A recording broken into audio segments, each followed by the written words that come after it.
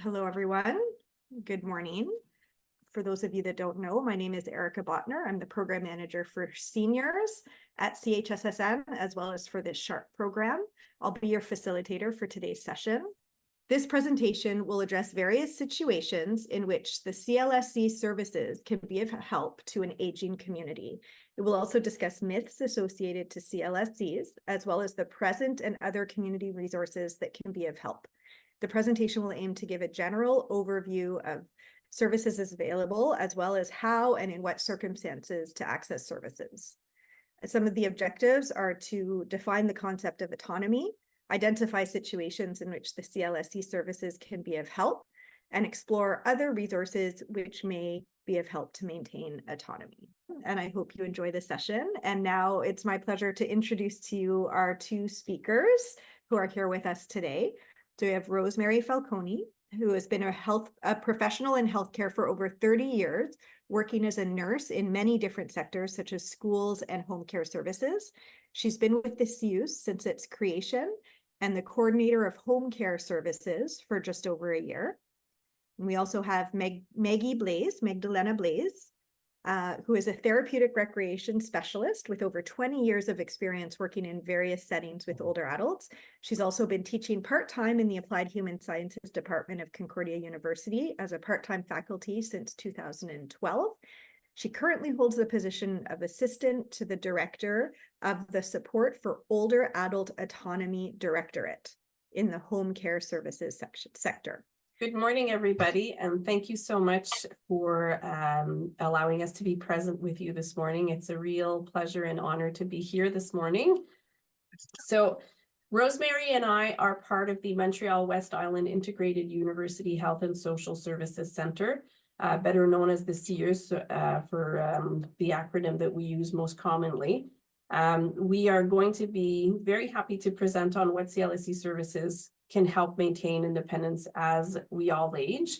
Just to give you a brief overview of our specific territory, the West Island CIUSSS is known to be one of the largest territories within the island of Montreal. So we have 184 square kilometers of territory to cover, which includes everything from home care services to private seniors residences to CHSLDs to hospital centers and so on. Within that, we have 5 primary missions that we are held to observe in terms of offering services to the community. The one that we are most concerned about today will be obviously the local community service centers, or the CLSCs as we know them, and what they can do, or what the role within the community is going to be. We want to take a brief look at some stats about aging, demographics, what is a healthy aging in and of itself, because the definition can change, of course, from one person to the next. As we mentioned, we're going to be looking at defining the concept of autonomy and staying independent within that. We are also going to be talking about preparation and prevention and identifying situations in which the CLSC can be of help, but also explore other community options that can be helpful in maintaining our autonomy and our independence. One of the things that I do want to mention, and it speaks to one of the first questions that we had at the beginning of the session, is that obviously Rosemary and I come from the West Island Health and Social Services Network. So there's a service offer that is very specific to that territory, given the context in terms of the breadth and the scope of the territory, given the scope of the demographics within the area. So given that, what we're presenting here is essentially the services that we can speak to that are across the board within the province. But it's important to mention that every CLSC is going to have different programs and different service offers that we obviously won't be able to know what exactly is offered in Laval or in the Gaspé area. But we are going to speak to what is general in terms of the services that you can have access to, regardless of where you're living in the province.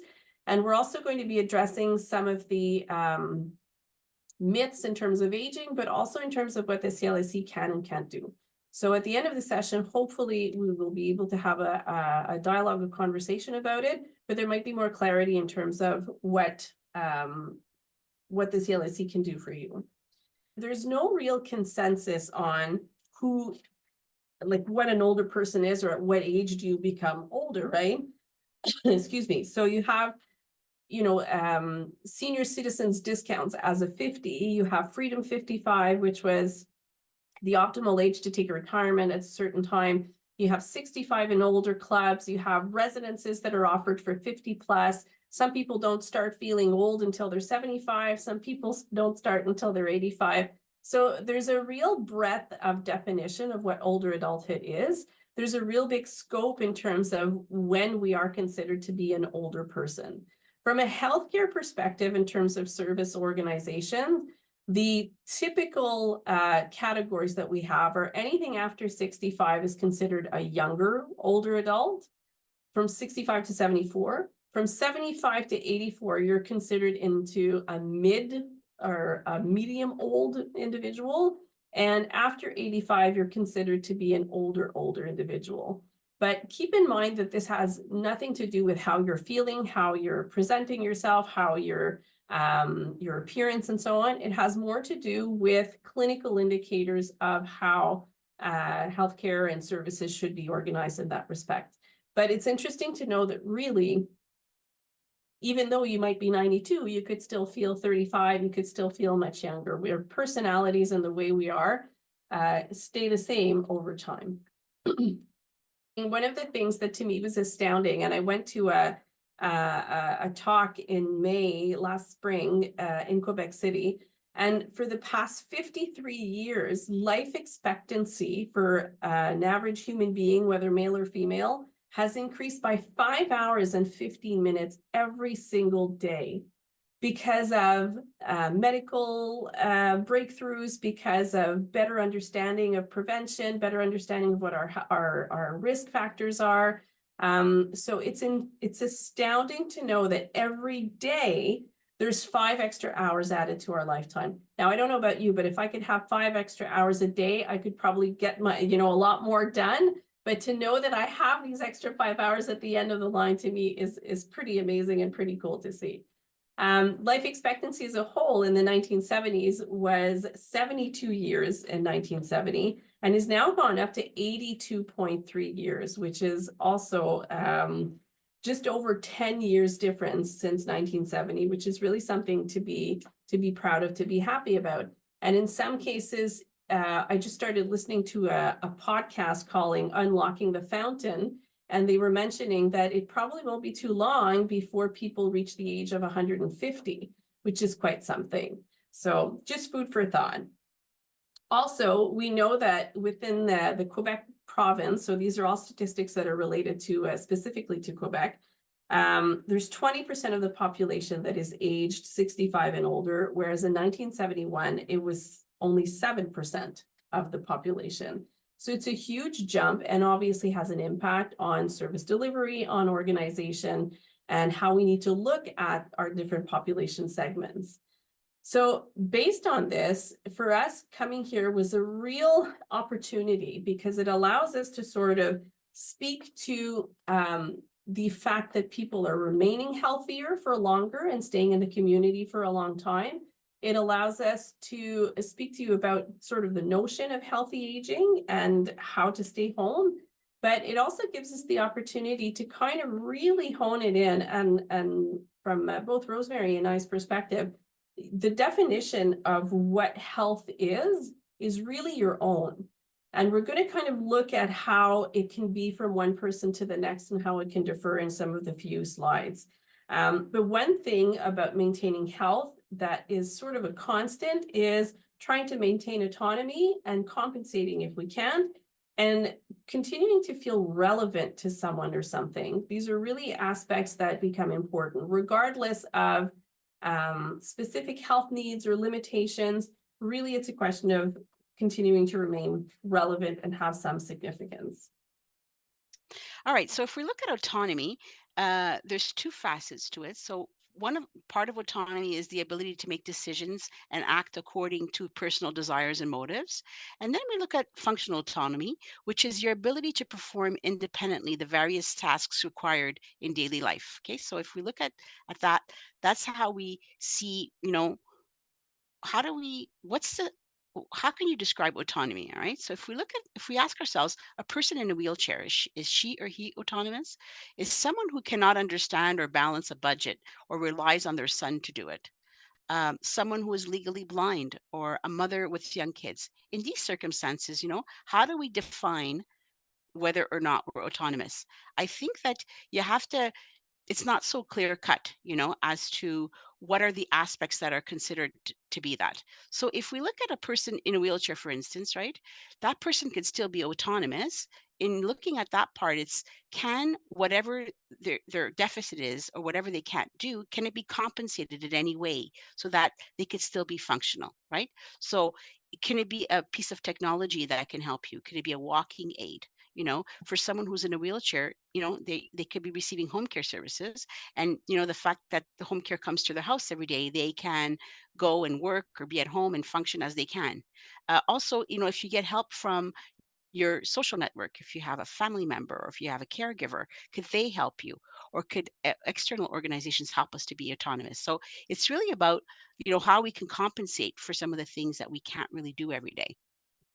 We all know that aging is going to come. It's a certainty in life, right?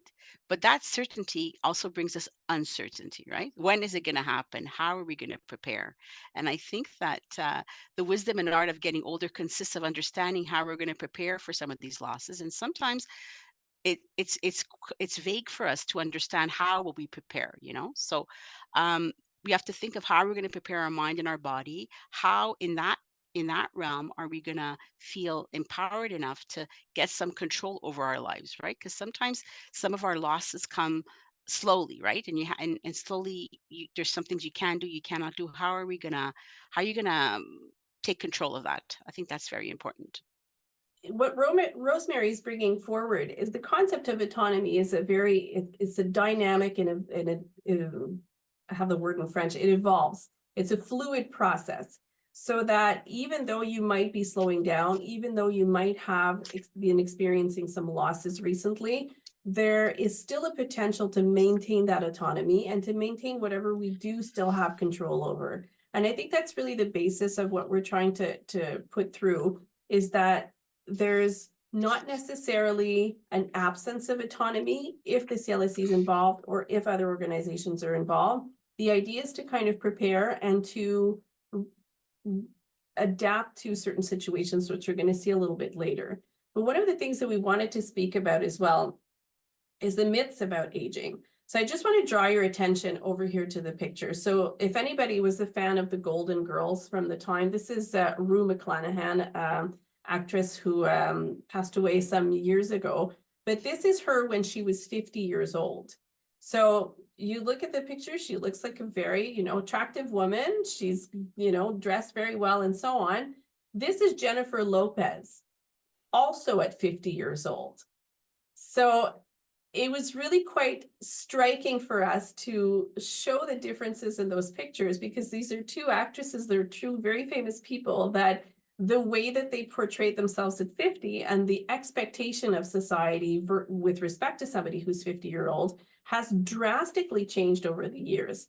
And I think that as a result of it, and there's a whole body of knowledge, and Erica and I have taught various classes at Concordia where we look at the impact of media portrayals of older adulthoods and so on, the impact on how somebody perceives themselves or how the pressure that it will put on different individuals is very important to note. And that's why we keep bringing it back to this notion of you have to do what's right for you.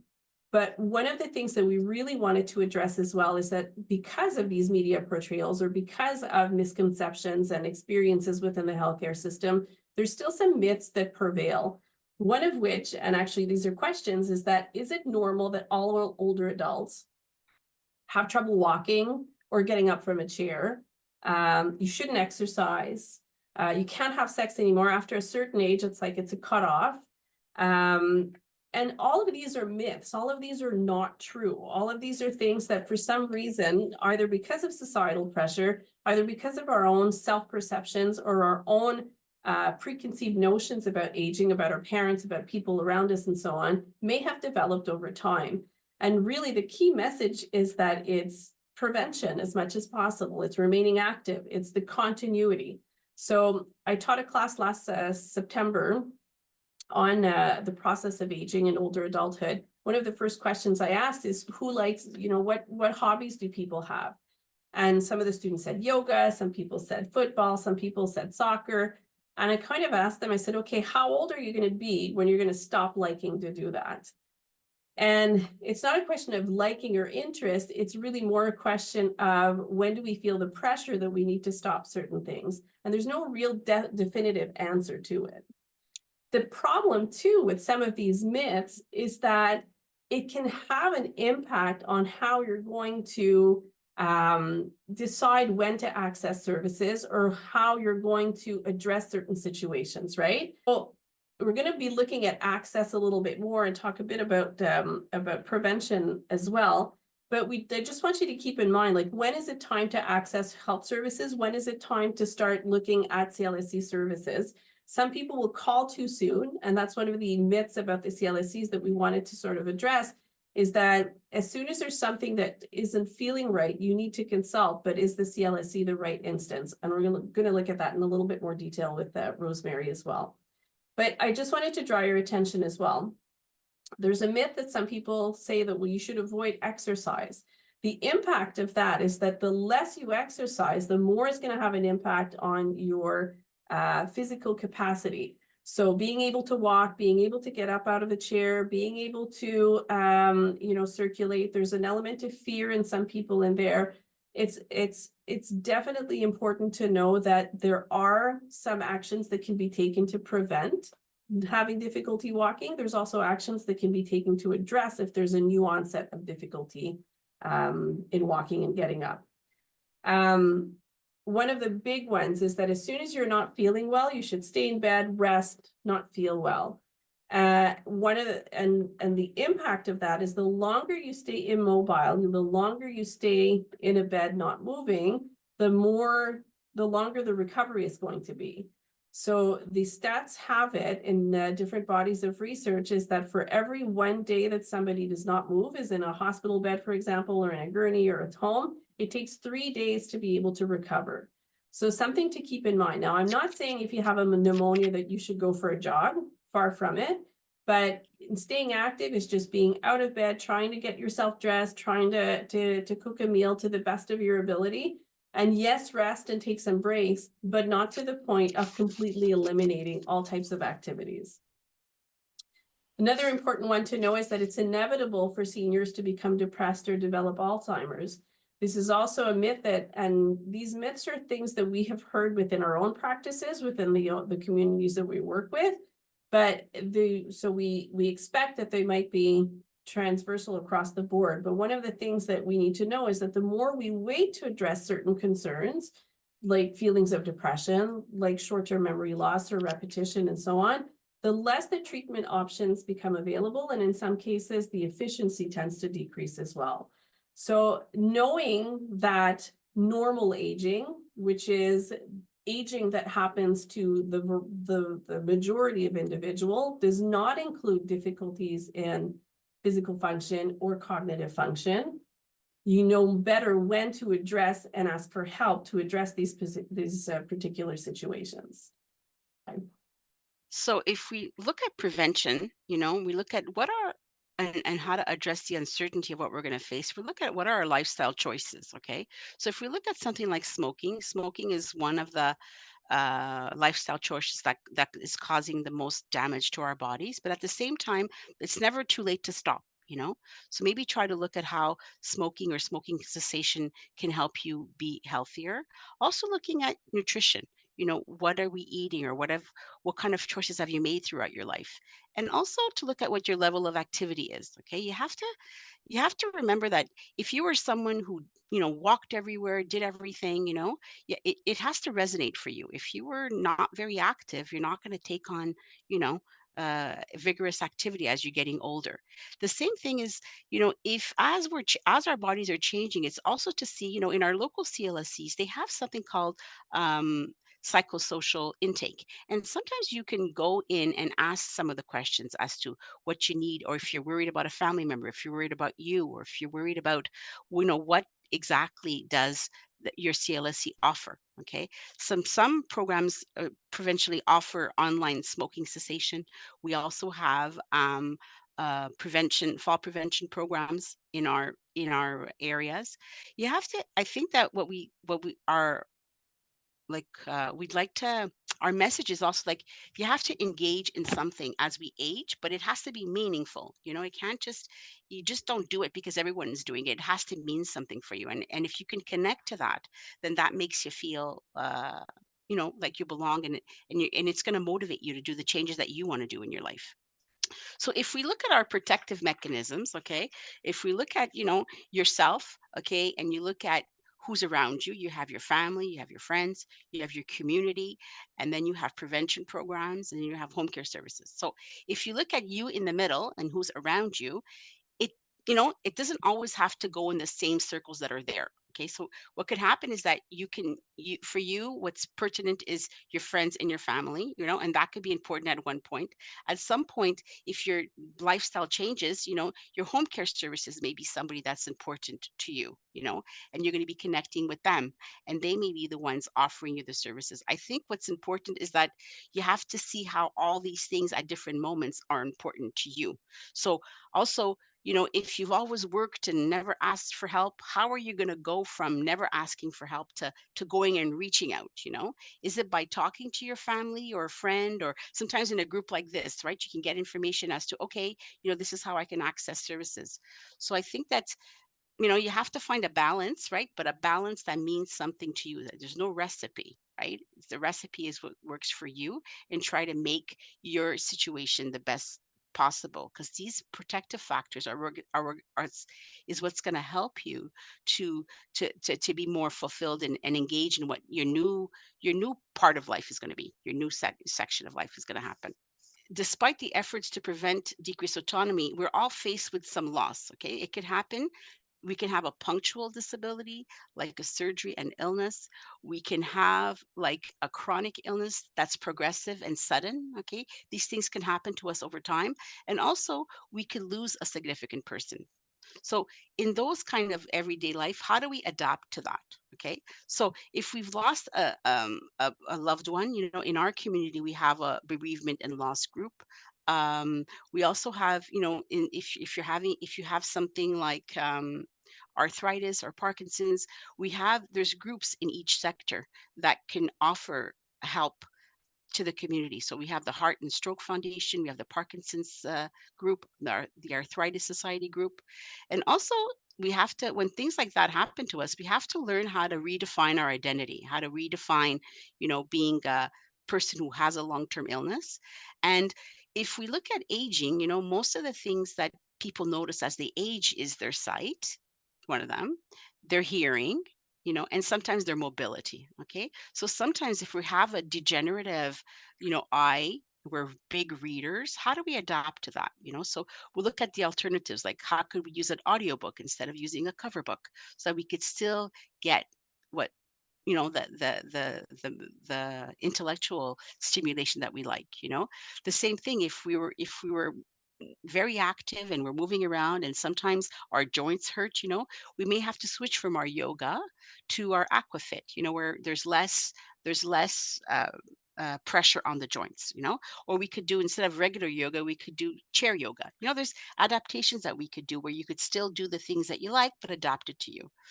The other thing is that, we have to address our own ageism and stereotypes of what it's like. So sometimes if we have our own ideas of what am I going to be like as I get older, and then I'm there, you have to work with that. And also, despite loss, there's still opportunity, right? So you'll be doing different things, and as we get older too, our interests change as well. So if you look at how do we get access to our CLSC? So most places have your local CLSC has a website, okay? And on the website, it'll tell you everything that they offer and how you can have access to that. The other thing is that most of the times we have access to CLSC if we have a medical condition, right?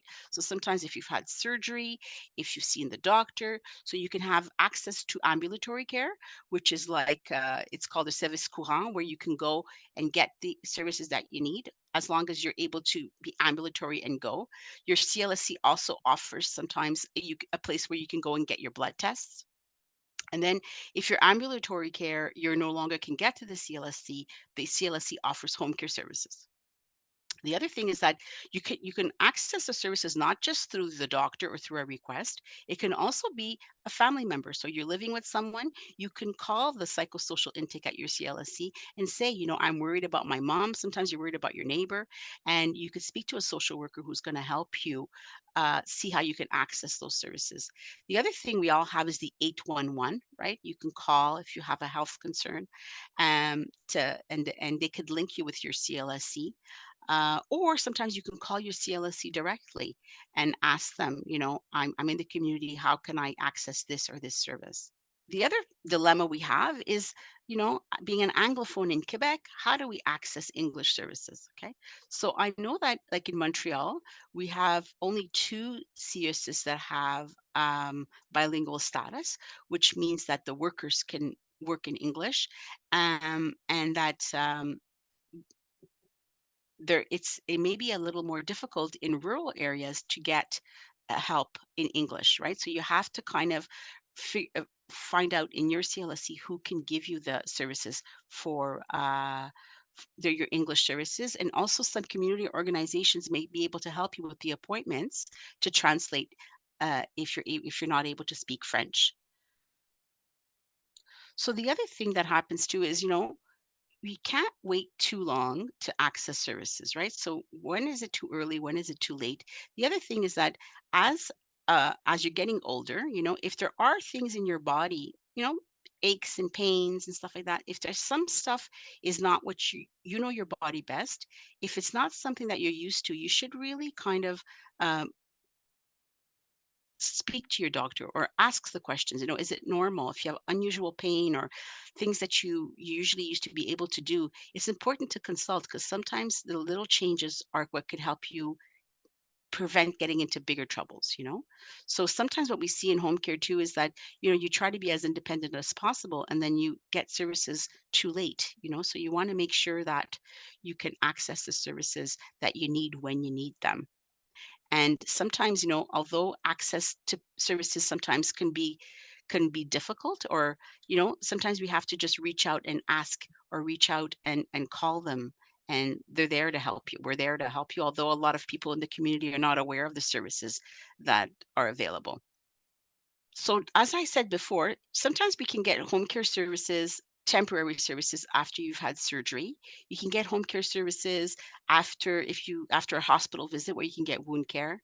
Also, sometimes if you're at home and you're unable to do your activities of daily living, sometimes the CLSC can help you do those things.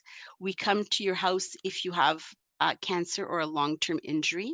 Also, if you have chronic degenerative illnesses, we do home care services for people who have neurocognitive disorders as well, or sometimes when people don't have anybody in their social network to help them. So I think the things that we want to remember for today is really, like, prevention is key, to keep doing what makes you happy, what keeps you healthy. You have to use your network, whether it's your family, whether it's your community, and if you're not sure, you should reach out and try to call and see if you can get the extra help. I think that that's our takeaway from today, from me. So I will send it back to Maggie. What's the next Absolutely. one? Thanks, Rosemary. I think I would just add to that, in terms of what Rosemary was saying, is that, again, stemming back to what we were discussing regarding autonomy, is that there's adaptations and evolution that can happen throughout the course, so that you can maintain and regain control over what you still have control over. So the level of physical ability might have changed over the course of the years, but you still have the ability to be able to adapt and to continue maintaining a lifestyle that is meaningful and significant to you. And that's really where we feel that this presentation will be helpful, in that the CLSC may not have the answer in the immediate, but knowing how to go through the system with the 811 or with your doctor or a hospital stay will give you the tools to be able to access these services as a result of this knowledge. One of the other things that we wanted to make sure that we shared with you, stemming back to one of the things that Rosemary mentioned in terms of community groups, I think I want to draw, the parallel as well, that I'm sure some of you are thinking, well, I thought there was more the CLSC was doing. I thought there would be more groups. But if we stem back to the demographic growth that we've seen within the last few years, many of the preventative programs like the smoking cessation might still be in place, may not. But the immediate answer to some of the home care needs has superseded some of those preventative programs, which is where the community organizations that we've included here, and it's a non-exhaustive list, there's many more that you can draw on, could be helpful in looking at those different programs and different tips and tricks in terms of living with certain conditions and so on. One of the ones that I included is L'Appui, which is a website that helps caregivers find resources and support and help should they need respite, should they need counsel, should they need some just somebody to listen and to share their stories with in terms of a network. The website is available in English. All of their resources are listed there. There's a lot of documentation that can be very handy for individuals. So this could be true for somebody who is a caregiver for a spouse or parent who is affected with dementia, but it's also true for older parents who have children with disabilities and who just need the extra support in terms of how to go about navigating being a parent of a child with a disability later on in life. So it's a really quite a good website, and the government is putting a lot of attention in terms of how to define being a caregiver and what aspects would be available for caregivers in that respect. Obviously, the Alzheimer's Society, if you're affected by dementia, or you know somebody who is, they have a very, very comprehensive documentation section, as well as resources for training sessions, education sessions on how to help with communication, on how to help with redirecting attention, on how to just approach and accept the diagnosis in a loved one. So something that can be very helpful. The Heart and Stroke Foundation, for anybody who has cardiovascular affectations. We know that cardiovascular health, relating back to one of the risk factors with respect to not an active lifestyle, poor choices in nutrition, or smoking, the Heart and Stroke Foundation actually has quite a few resources relating to different recipes, different groups, different approaches that can be very helpful within your life as well. I also included the Canada Food Guide in terms of what is adequate nutrition. And most CLSCs will have a nutritionist on staff in order to be able to help counsel. Depending on the CLSC, there may be more or less resources available. Waiting list to that we can't really speak to today, but they do have those resources in terms of just being able to offer some support in terms of how to adapt your eating if you have any limitations due to gastric issues or whatnot, as well as in terms of what's the best thing in terms of maximizing protein intake, maintaining hydration, and ensuring that you get a sufficient amount of calories a day in order to be able to maintain that energy. Meal supplements as well can be discussed on that front as well. I also included the physical activity guidelines from Participation, so 65 and older. Also a very good resource for people to be able to adapt the different levels of activity that you have. And regardless of what sector you are, if you're still at home, if you're living in a senior's residence, or if you're already in a long-term care facility, There's opportunities for exercise and engagement and meaningful activity that can be offered to you, whether it's through participation or sometimes clubs and associations within your community as well. One of the ones that I included as well is your falls prevention. So how to adapt your household in order to make sure that you're minimizing the risk of falling. How to talk about a healthcare professional or somebody in your social network if you have a fear of mobilizing, if you have a fear of going out because you're afraid you're going to fall. This is one of the websites that can help you in terms of finding those resources and those tips and those tricks to be able to stay active while taking that into consideration as well. And finally, I also included the website for our CIUSSS, and I'll just, if you'll allow me, open this one very quickly. We do have an English version as well on our website. So we have seniors experiencing loss of independence or loss of autonomy.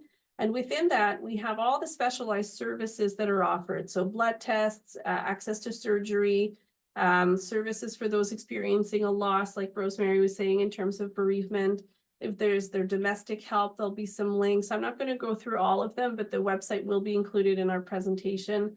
There are some day centers as well for more structured activity. Deconditioning in terms of deconditioning being essentially loss of activity or decrease in activity to a point where it has an impact on your physical function. And the stand-up program, which is a program that's offered through several CLSCs relating to activities and exercises that can help you maintain your balance and prevent falls in that respect. So most integrated health networks will have a website with their CLSC services available, which would be accessible to you. While we can't guarantee that that information is available, there's a variety of different translators that can be used in terms of making that more accessible. We understand and are aware of the challenges. We have made the effort because of our bilingual designation to make it in English. So at the very least, you can have an idea of what we offer and then ask the question specifically to somebody within your network. Obviously, these are not this is not an exhaustive list. If you have somebody that you can speak to in terms of community organizations or the CHSSN as well, which is a great resource to help you navigate the system, it's definitely something to be aware of. But we do want to thank you for your attention today. This is the website, which if you have the electronic version of the presentation, you can just do a direct click on it and it will lead you to it. But it has all of the home support services, domestic help, day centers, as I mentioned, deconditioning. Within deconditioning as well, there's quite a few indications like psychosocial well-being, fitness, nutrition, and communication. And there's some documentation as well that you could have access to should you want to on our website as well. So that's all I just wanted to draw your attention to. The link, as I said, is available. So someone had asked who has the bilingual status in Montreal. So in Montreal, it's our CLSC, our CIUSSS West Île with our two CLSC, CLSC Lac Saint-Louis and Pierrefonds. And there's one other CLSC in Centre West called Benny Farm. They're the other CLSCs that have bilingual status. But you know, as English Quebecers, you're allowed or you're supposed to have access to services in your language, right? That's one of our rights. So are you just sharing add that? to that, and I'm very sorry for interrupting, but we just did a presentation with our liaison officer from the CIUSSS Montérégie West, who presented to us the access program that's been approved. And it is everybody's right throughout Quebec with regards to the healthcare sector to ask to be served in the language, English. Sometimes they're not going to be able to, but they will address it and get back to you. But the key is to just ask. And I know that a lot of seniors are fearful of, I'm not going to go to the hospital. I'm too scared. They're not going to deal. Bring an advocate, see how it all works. But the key to it all is just ask. They will help you in English. And if they can't, give them a bit of time and they will get it addressed. Thanks, Maggie and Rosemary again. And what we'll do is we make sure that the presentation is available to all of the organizations. And so you can get access to it through the organization that invited you to the event today. But we do have some questions. So I will start with the first one that I saw. So this one is from a community worker, and she's wondering what she can do as a community worker for an Anglophone couple in their 80s that doesn't have a family doctor. They don't speak French, and they need home care services in a rural area. The dossier has been opened, but they still, well, in early December, but they still haven't heard back from the CLSC. They offered to go in and be an interpreter. So what would the next steps be? Do they just wait to hear back, or is there anything they can do to follow up? Okay. So if they have a CLSC dossier open, what I would do is I would call and ask to speak to the intake services or accueil centralisé. And you could speak to the person, a nurse or whoever answers the phone, and ask them, we've made a request. This is the person's name. Okay. And that you're speaking, because what ends up happening is that if you're speaking for them, you have to be with them so that the person says that they allow you to speak on their behalf. And then you ask them, we made a request. Has the request been forwarded to home care? And then they'll tell you yes or no. And then if it is forwarded to home care, you ask them who the contact person is, who is the administrative agent, or who is the assistant, the assistant or the professional coordinator that you can phone and leave a message and say, I'm working on their behalf. We're waiting to hear back. Where is the dossier at? So the reason you're calling the intake services first is to find out if it's been taken on or not, and then they can give you a contact person. So the next question is, does the CLSC function like a triage? For example, do the most urgent client requests get filled first? Yes and no. So what ends up happening is that there's different ways that you have access, right? So if you're coming home from the hospital, you're being discharged, you're having surgery, you're going to be first, okay? But if you're at home too, you're also prioritized in terms of when the services are asked in the accueil, there's like a questionnaire, and the priority is done that way. So there is like a triage done for however you access, whether it's from the hospital or whether it's from home, there's a priority done. I think it speaks also just to the amount of need that there is and the amount of workers that there are. There used to be, I think in the 70s, there were three younger people for every older adult, but that ratio is now inverted. There's 3 older adults for every worker there are, and this is like across the board, not just in healthcare. So the volume of need versus the availability of resources, that pendulum has unfortunately swung in a direction that makes it very difficult. And so prioritization needs to happen, like the triage, like the question that was asked before. And I can tell you that the workers do their best in terms of wanting to address the need, but the reality is that sometimes there's delays that there's little that can be done to minimize, but we try our best to answer to everybody. If you want to have access to a doctor, do you go to the CLSC? No, No. Find the number for your territory waiting list. It's the GACO, which is such a horrible name.